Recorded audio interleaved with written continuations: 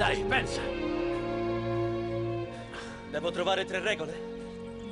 E tu già le conosci. Paradosso, ironia e cambiamento. Paradosso. La vita è un mistero. Non perdere tempo a cercare di capirla. Ironia. Usa l'ironia. Specialmente con te stesso, è una forza oltre misura. Cambiamento.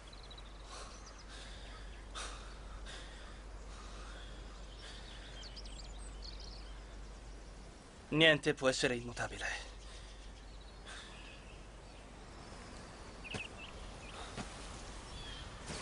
Ehi, ti prego, dimmi che siamo vicini.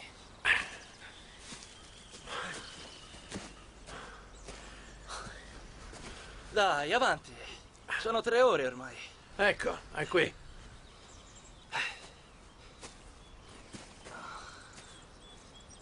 Che cos'è? Quello che devi vedere.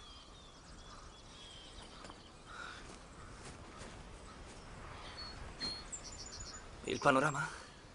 Là, vicino al tuo piede.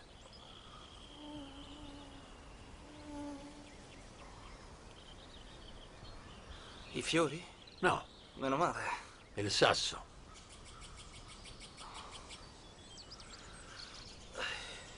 C'è qualcosa di speciale in questo sasso?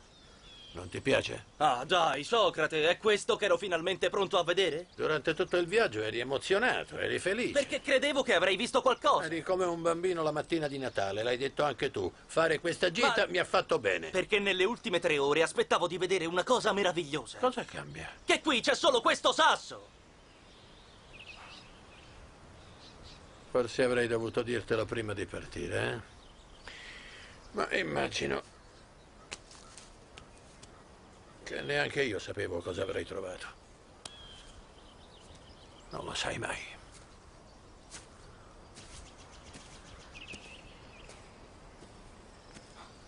Mi dispiace che non sei più felice.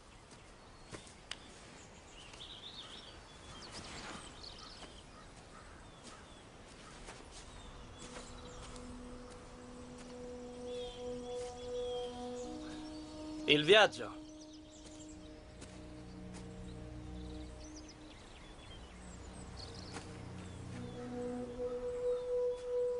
Il viaggio ci rende felici. Non la destinazione.